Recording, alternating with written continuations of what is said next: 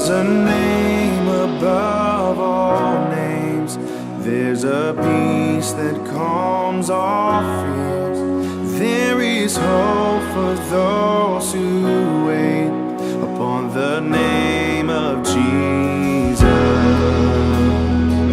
Abrabobio eno na emanipa anigye ba Bible ne be cancel ne kra say yewi ase atie nyina anigye ya ba akopɛ na ansa na yewie no obɛte wo ho ase na wahu ba bia ugina. Amen. Saa sama me be kan eden na ne nti ase no so emu be du amanipa ɛda ewi ase nipa bi o wa asase we su bi Awurade na de ne ba he including Satan. Muncheniye Satan Awurade ne bɔ no enti ade bia aka enipa o abɔfo o ensuo de yehuna asase su bia efiri Awurade ɔno wa ne bɔ ye na secret wo mu ne sɛ nyame dwuma ane asɔfo dwuma kora ye no ye onipa bebere wɔ hɔ a o kan ne sɛ bɛyɛ den sɛ wɔbɛte ase Awurade na asoma wɔ mu enso mu anya nkwagye tu ya won susu a Awurade soma won ba asem a ode ko no wankan no ane e wo de Awurade asoma no na de o hye no okoka eno a na wasa nya nkwa 3 ya sa wo de Bible no ekire mu sai obo ne pa e ma ne ye adwuma ba wo wie ye no wa nya nkwaje. Amen.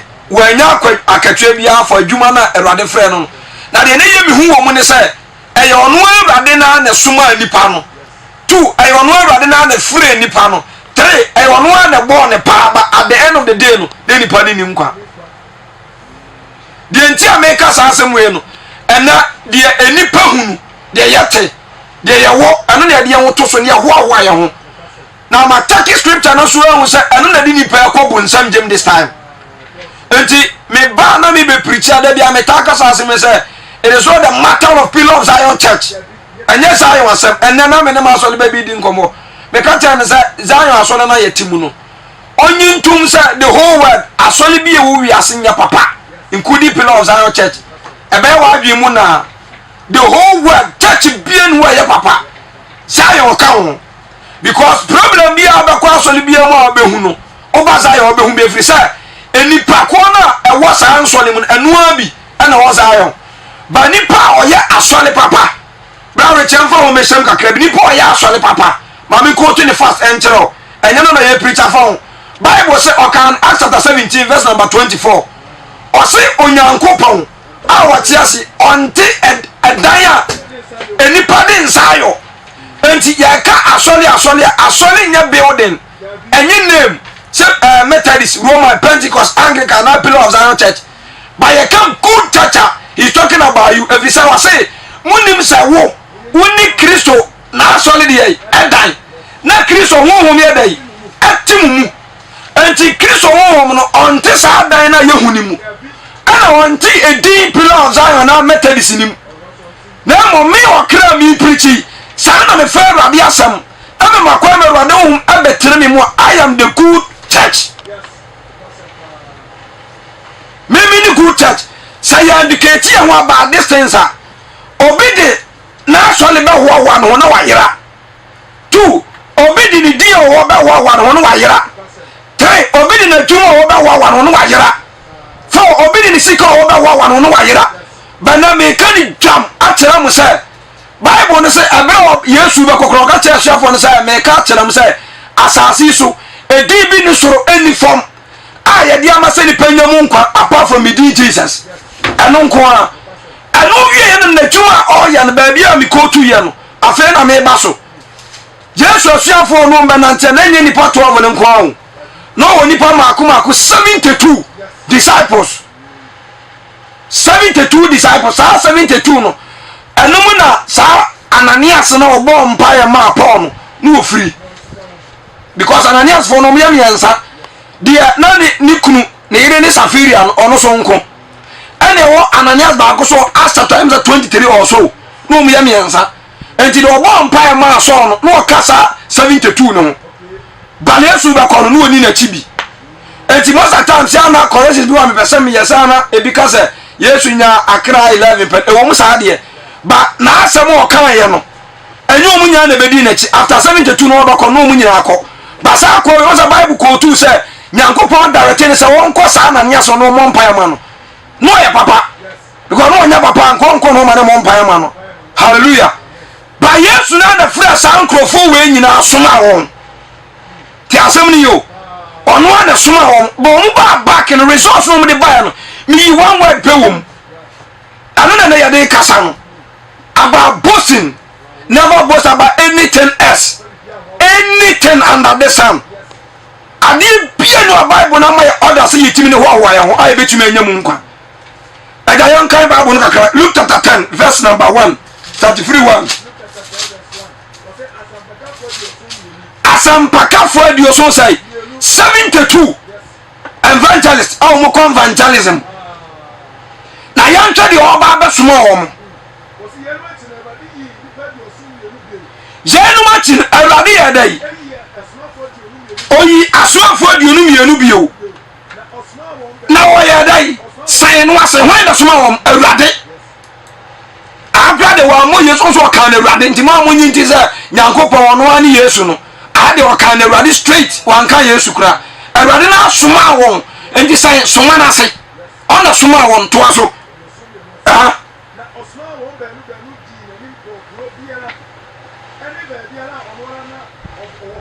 oche wo mututu asa oni kan ni nanim oba bia obekọ no ono ankasa oya weso obekọ akoya evangelism mo ni nanim kan to aso na da otu adwuma no eso na so adwuma efo ni sha koma me enti mo sire otawura no no mo adwuma efo no so awoni tu adwuma no to aso ma me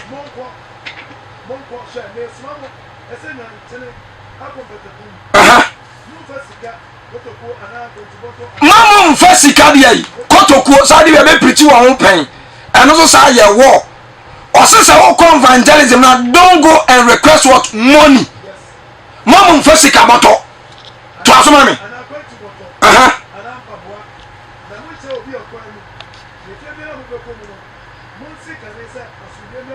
asumdwe mra fio na sa asumdwe ba ho ma asumdwe ba tena won so na sa ntisa aba sa na ba mo nchen na fie na mo ba chiem na ho na mo ntena na mo ni dina mo nom de wo fie hokọ ebi so djuma ya fa akatua esem ko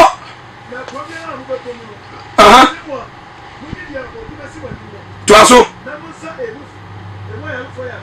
full stop jambo bra 17 afe osi osuma onwie no mo sa ba hefa back osuma mo ko wi no mo ba back na mo ye ntie die besi time mo ko evangelism ne ba bi no resource mo de ibre Yesu anu na mi be gina so akasa atere wono ada yanko na dio so mi enu ne die ni gia sa ba ka tere Yesu sai awrade sai udini nti ahunboni ayedai abre o wase amayai anu wase won sai enya sa o mobro mo wase nko me kura de me sa unu sa Satan free so abahwe fom tim asa nyinam afa mu kon mu ntia se me eye mia na me ma mo kwan asa mu ntia cha woni nyanya ntere so otamfana wo de so na bi bia ntime nya dai anya mo because of my command to aso na so ya mu dia mu mama ni nya dai anje sa mboni abro ho ase amamu na mom mu mama ni nje se ya turo mu di wo hefa osoro full stop hallelujah ana obi a wo chemi bia atrase ne tie me Bible say wei asiafo ne kasafo wo Yesu na soma wo ono ana so so mko ye adwuma adwuma no mko no so o man sai no o mu ye ni je ba mu bedu ya no resource o made ba no o mani age ana mi a wasoma me no me ka to say adwuma na kokọ en boye ni ye die na nso me ka kire o say e ma wani nje se mo ko ye adwuma na ya kama na obone abro ho asema mo na mom sa si we ya mote so no se o ya sofo se o ya asole ba so yes kani say you ba wale for so yes doni ebia you might think say so nyanya wale wia you be happy you lie osema wani nji wasane manimu bia mu na mom ade abakopo bi wasase wesu a oma na ninji aye da obehu ne say ya toro di wa hefa osoro masese so o cheki e generation na atura nwahuom anwahu abire ni pa duru so yanchaki anything yankai bibia say din wo enkongo na say din wo so yankai ba de anim aye ne say oya sofo kase o preach o owodomo owo sika o ne ho den oya ohene oya president oya MP oya lawyer na no ate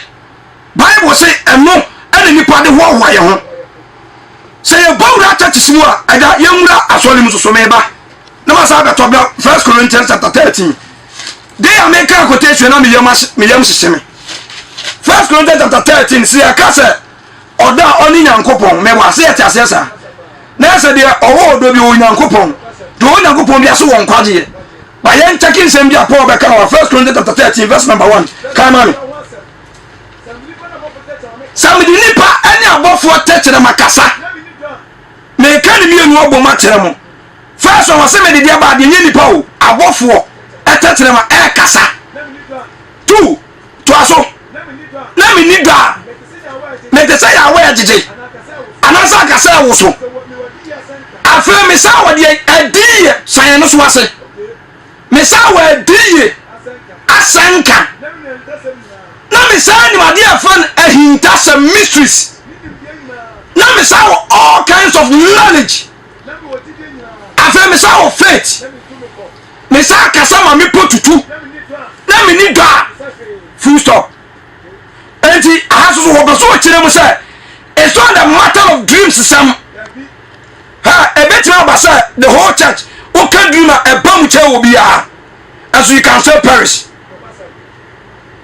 ubetimi asa jira because we say ubetimi nya die all kinds of die nyina bi sa bible ni nya abotira mana enipa be ko bunsam jem ya ba jira serious enti oso betimi nya die all kinds of die nyina bi na so woni Jesus to na ye ntire odi won kwam ba ma meni mo bi awo kon no oye ko winsani oso da ya ade ache ya na abam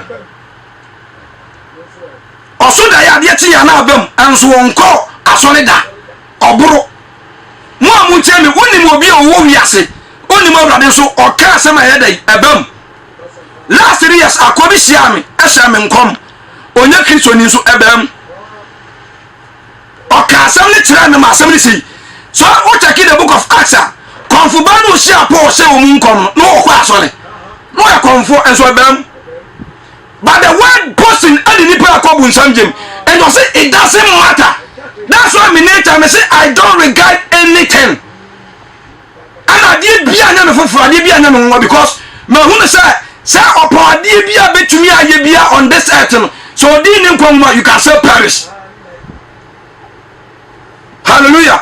Because they say stage na do aka nwa ho na aka manipa both ewiasefo and Christofo nyina instead of say you be preach Christ at nipa ya mama nipa hu enkwaje ya mama hu so mbo se be twere udin won kwanwa mu ya mo mura fi and so far as otimi evangelism so far as na so le so far as nipa nyina ji na tum so far as na no ate so far as wo dom na ye hoahoa no Jesus stop one say most of every time one Paul be kind was say hoahoa eye de na so anya ma de hye our one yam mashe because say man da bia me kan Matthew chapter 7 verse 21 a be be entiase aya sa hoahoa we ya bi na man krofo no yiraye every say won say won akwa nyina ye pe de oye bia ekoso o ka say ma ebam otimi cast demons mewa because say obetimi atu ahombone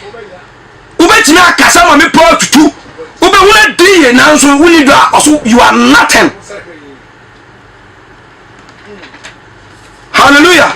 Say na a Christopher aba any listeners etian omu problem because say no we say na so na ye enti me Methodist ma me wa Methodist cha asem ni yo me wa Methodist me te Zion mu a me wa no because of Zion na me say me so for wa me ho me so me wa no ba bia me tinti obi anim say ono ne de no na eje nkwa isa so ye be picture Jesus a kire wo mo ni awon say o di Yesu di a na wo nkwaje ya kire di won kon mama na wa ni die no but ni die ne say so far as we wura this church in there he's happy on nkwa. It's never true. Hallelujah. The also oya no onya otewa na Yesu abetono. Because they say church is na ba no we swale a manya die we swale a mahu we si we na ya we si we nya me problem pa ne say rich say ya fa enkramofo a wo eboase a ya beko kumasam sa no mu dressing omu gidie omu abrabo omu mpaibo the same thing. So me kasa me ni problem on na me problem me boa because me start to repeat as me so mbaka ya ache a big problem of Christianity. Some wa born no edi ni pa ko bunsandem and kramofo last time nyina ye the same thing. Omo 5 times prayer the same thing. Omo dressing the same thing. Omo tasbih the same thing me boa. But you have a later they sent omo style of dressing the same thing. Omo jidie the same thing, omo prayer the same thing. Police for what was it? Okota Maria the same thing. Okwa Accra the same thing. Baby have the same thing. But when it comes to Christianity, maybe some where is Jesus? At the same time, and can focus the Quran. Quran ba Quran no mun na yusu. It they don't contradict. I am one gospel. One Bible ekuta Genesis chapter 1. Asamba akwa wo hanu ana wo. But why say uko Roman lifestyle nko. Methodist ahun wa nko. Pillar of Zion nko. Having seekers nko. Deeper life nko. And where are we heading towards?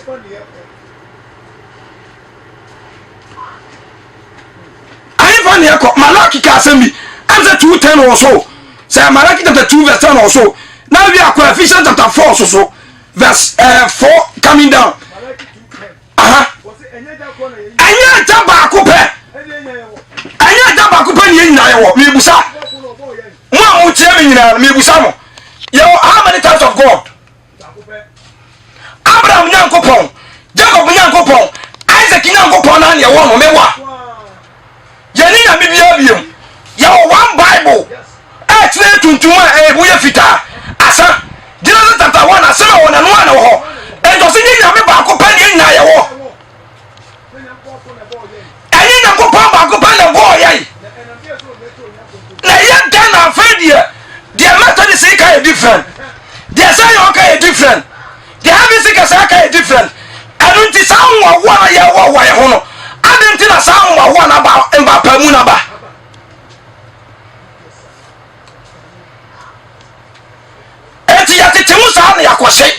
Because yes, you now put a small one, and so Mamma money yet. Mamma money yet that. Sir, maybe some more Mokoya BBS. Basa sis what ya one year, and I make any jamachero, and you are was of a cassia. Where the yes, you know, Mupona Sumano. Why do you say Solina woman or some mammy when I put on the back? When I pass off on the pine to the Wawa. Don't be a mechanic mouse on me, Tom Soda. And I mean, you can move Soda. Yes. Young fast Zion, and my house of Henny. So apart from Zion, there's no eternal life. Master, apart from Jesus, holiness and righteousness, there's no salvation. Some question conclusion. Udin Quadia moi.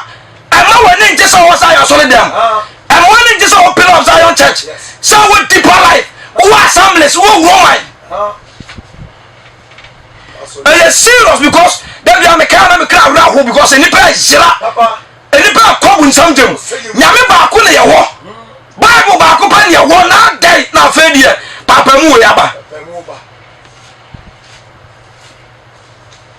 I don't just have Papa Muyaba.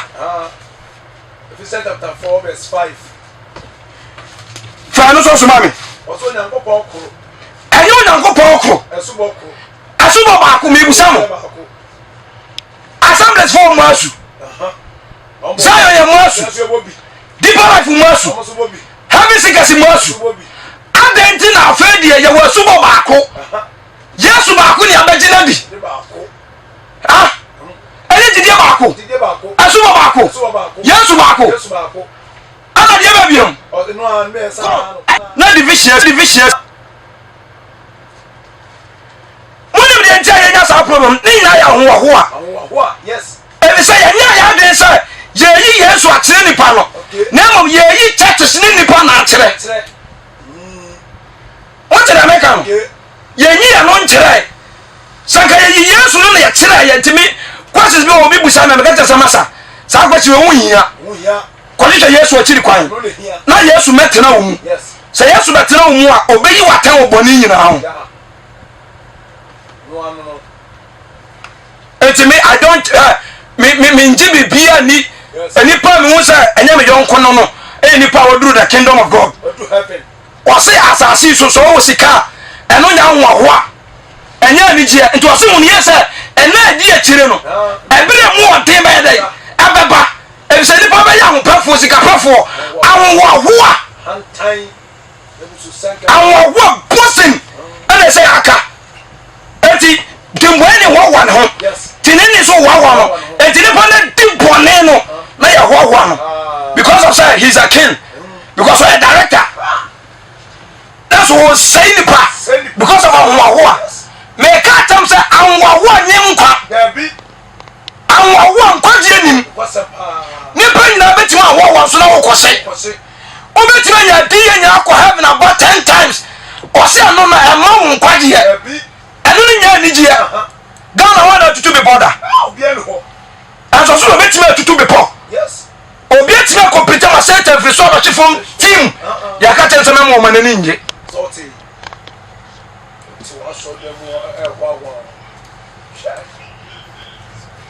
ya be yi Yesu a kire nipa no ana ye din ni de ye ho atoso ana e kire nipa abusafo me kan ya me so no kura kire wo sawo ti mo busu mu no ho adwuma boni a wo ye sika wo di konti o ma me ho ho yes o ma pa mo ho ho e ma to de me kan adwuma boni ko kan a wo ton a wo se nipa because of money ni to so ko fia ye ho ho Bible say wi ase wi ye no ye be dia dan se ba ko ne ya ho ho nipa ba ho ho aso na wo di boni o ton sama nipa no botam o ba no bi da Oma ye graduate is no tomographer no bottom. Near so director indeed. Yes. Aya wo funu. Yes. Ya bon samranya wo do di nyame abodi nya bobomu. Na ni pa wo mo. Oni de firi kwan so ba. Ono aka to no so mo so mo mani nye. And so what you say the whole Ghana ati watum. Ya wo say no mfa nkwaje ma. E true. And before especially ye pesa de no obi din se mfuna na wa no do benya dinti because aye ba on ye be frɛ no amana ba be meska ne de ye yie entade bi obenya bia ye fon kra na wa no sa na so fudie ma ye sa na kito so ma ye ana de papa mu ka sia wuram ente say ukọ churches ni be bia obi ye sikani bia ye manipulate my baku owo ai magazine ya frano ai mi ro firi din se David asadai wanya ni sika afi no na so le atun sa afrense ye ne eda ana so media na minim abade ho hwe o minim hwe ana mo ba be me eda me sika nti mo ba ye me eda mi ntimi nya enu ta ya sole no ya so my baku okrom ha o ye skani pa mi ro firi din ya so o na so le okoye okoduru wa ya se be ne eda no ta ya sole no onzo ya koto company fa asadai anwa wo bone anwa wo hunu ana nipa esoso emfa nkwaje amawo se mamu wo ho mamu mo tiri mu nyamu de ha sister so uni ska ho amani mamu tiri mu da se unya sika no ni beje so wale ya amani nya so wale no ni beje da enya no kure sa unkwa abrochira na yo so dro abrochira no ni beje a obua you lie. There is no joy, there is no peace on this earth. Yes. Asama kupa na Yesu kan ye. said there was woman and it was as we were so. I nipa ya tro di won for osoro. Say ya tro di o president list him. Say Ghana no be president now say enya ni je. E wiase de. Enya ni je ma ho. E DJ enya ni je. Masa me check scripture na musa afena me ho wo so. Say I didn't check sa nya ma we nyina o. Unfound the number of days how they call evangelism. Afọdí ahodo a wobọ yẹ ọmfa ho. Kai bless you mami. Emsa 3:17 or so 14. Bless 3 verse number 14. What's the Lordike amuma? Lordike amuma no. Na Lordike asafo. Lordike asafo mo bofo no. Chira koma ne say. Say na amen. Church samuwo Ghana. Church samuwo Abuase. Mo am ye program on radio so ha. Eni pa ti watum. Yes. Ewo